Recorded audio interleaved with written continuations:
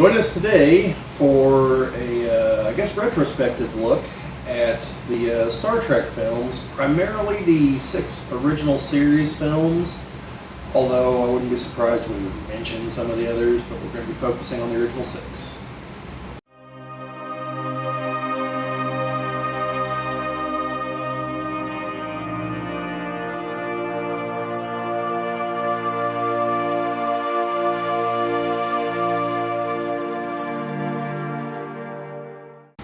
Welcome back, those who've been here before. Welcome to those of you who are new to the channel. This is the Geek Cabal channel. I'm Bobby. This is Jim, who's been in a couple other videos. We normally have 2 other folks, Brad and Chad. Perpetual scheduling issues have made that difficult. So, Jim's here. Not just for that reason. Jim's much bigger, unless I'm totally mistaken on one of the 2 of them, Jim's a much bigger Star Trek fan than 2 of them. And I consider myself a big Star Trek fan, but I believe Jim's probably the bigger fan here, so, yeah. So anyway, and just before we get started, I'd like to thank everyone who actually watches these videos, and especially those of you who comment, so we get some kind of idea what you guys actually like and dislike and want to see more of. So thank you for all you folks that do that. But yeah, so here we go. What makes you think I'm the bigger fan? Do you think the fact that they have, yes. have Star Trek on obscure video formats? Yeah, that's part of it. Why don't you before we get started, why don't you tell us what these are here? These are actually a movie format called RCA Select Division. It came out about the same time as Laserdisc. I believe kind of the inspiration for the design of these was to look like records, so that you could have them on the shelf, you know, store them in the same way that you would store records and all of that. Okay. But they have their own special player that they have to play in. You don't actually take the media out of this. The machine actually pulls the media out and then just leaves the empty shell for you. Okay. And also double-sided, so like the Star Trek movie is actually 2 discs, double-sided. Okay. And now the whole movie, you had another one. Is the motion pictures actually spread across 2 of these? Two of them, 4 sides. Okay. So yes, in the middle of it, you do have to flip it and to view the other parts of the movie. Gotcha. And then that is for the motion picture, which is the Yes. first of the original series movies. And this is for the Menagerie, which was the pilot episode for the original series? Yes, before the Kirk, it was the one with Pike in it. All right. But yes, for things like this, let's see, the fact that I know you've watched all of Enterprise, I know I haven't. You've watched some or all of Lower Decks, and I haven't. The only series I have not been able to get through is Discovery. Well, And that seems to be a common complaint, so I'm not going to hold that against you, because I can't either. I got to season 2. And you know, and it's not that Paramount can't make a good show, because I think Strange New Worlds is a very well done show. I'm only about 4 episodes in so far, but I like what I've seen. So, anyways, now we're already getting off topic. Yeah. All right. So, just a few things before we get into actually explaining the plots and whatnot behind the movies. Unlike a lot of movie series, the Star Trek movies actually do have a consistent naming and numbering scheme, at least the original series ones do. Now, obviously, whenever the motion picture was released, they didn't call it Part 1. But presumably somewhere around when there was a Part 2, it was numbered Part 1, the motion picture. And each of them has a number and a subtitle. So Part 2 is The Wrath of Khan, 3 is The Search for Spock, 4 is The Voyage Home, 5 is The Final Frontier, and 6 is The Undiscovered Country. And they all use Roman numerals. So, yeah, that's nice, as opposed to, say, modern franchises like, I don't know, the Fast and Furious franchise, which I think even has 2 movies with the same name in it. But, you know, or the Alien franchise that can't decide if it's going to be subtitles, additional letters, or numbers. It just says yes to that question. So consistent naming and numbering is nice. And I believe that with the Star Trek Generations, I believe it was back and forth if they were actually called Star Trek 7 Generations. Yeah, I do see people online refer to them to continue the numbering because because of Generations, it is a continuation. Kirk is in it, so well, along with several others in the very beginning, but mainly Kirk in the bridge. But yeah, so anyway, we're going to kind of briefly explain each of the movies, and we're going to talk a little bit about the box office because there's some interesting things there. So as I mentioned, the first movie is Star Trek: The Motion Picture. Jim, I know you watched that far more recently than I did, so if you want to give kind of just a brief plot summary on that one. Obviously, spoilers if you haven't watched any of these, but the motion picture takes place right before they're getting ready to, I guess, rechristen the Enterprise as the Constitution refit. And a distress call comes from a couple of Klingon battle cruisers that were under attack. Well, technically they attacked first, but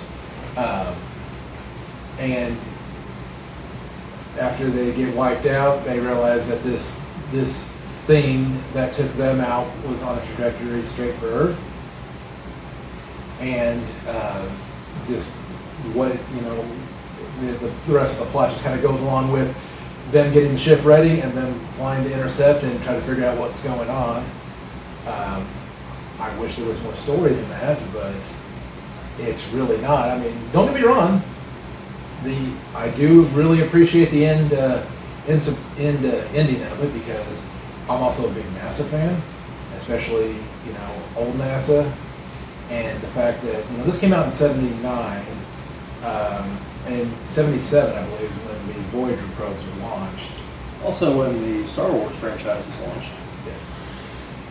So it was kind of nice to actually see that they make mention of the Voyager probe in the movie. I was going to say, I think it's okay to spoil a movie that's like 40 years old. You never know. There may be somebody out there that raises their fist at me because All right.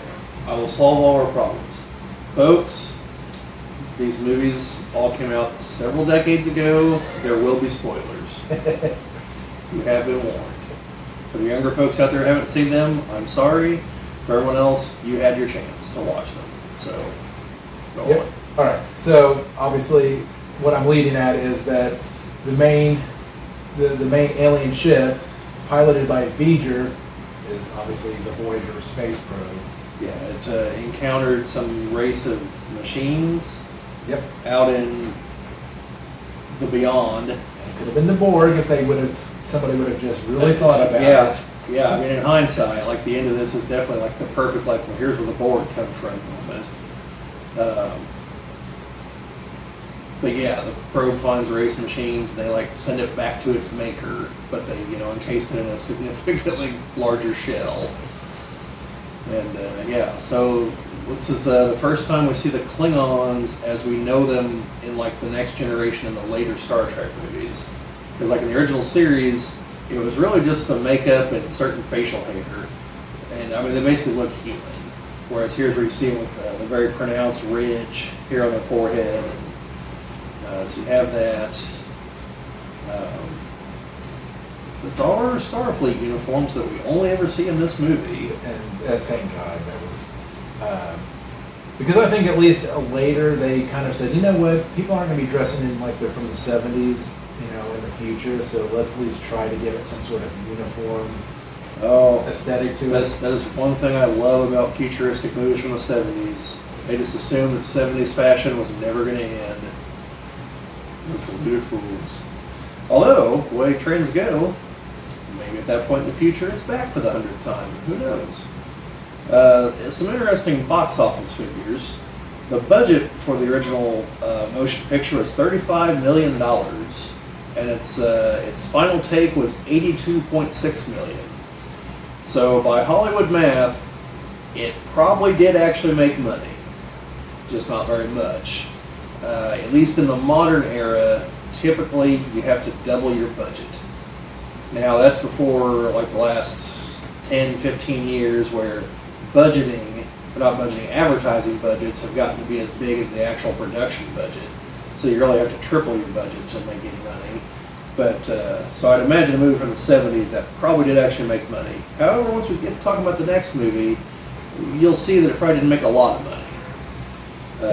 And one of the things that they were able to, that they did with this is that they made a visual effects just everywhere. I mean, they built a whole new model of the Enterprise. They took a lot of, I say, risk in the special effects department, trying to do some stuff that was very trippy looking. And Is that like Spock's journey into where he's flying in? Yes. And there were some special effects that don't hold up really that well, like the ones where they're trying to show from outer space into a shuttle view. And I mean, obviously you can tell that those people aren't in the shuttle. I mean, it's one of those. It's like, I think when George Lucas made Star Wars, he's like, the special effects in this department aren't quite there yet. We're not going to show people in their cockpits from outside, and that's why none of them do that. Yeah. I mean, I think with a little cleanup work, you could probably make it look a little bit better still with the original footage in there. But I mean, yeah, like the new model, and the great thing about the new model is that they were able to reuse that model for the rest of the movies and not have to spend the budget on building all these new sets and models and different things. But yeah, it's just like it was just a big glamour shot to visual effects. It's just unfortunate that the story didn't really fit well with it. Yeah. And kind of speaking of the story, this one is probably the most like sci-fi of the movies, right? Like the high concept sci-fi stuff. The others come back down to a lot more interpersonal kind of things that happen, with sci-fi trappings. Whereas this one's, the big space concepts and things like that.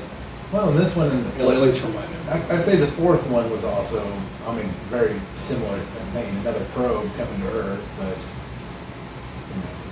little different situation on that one. But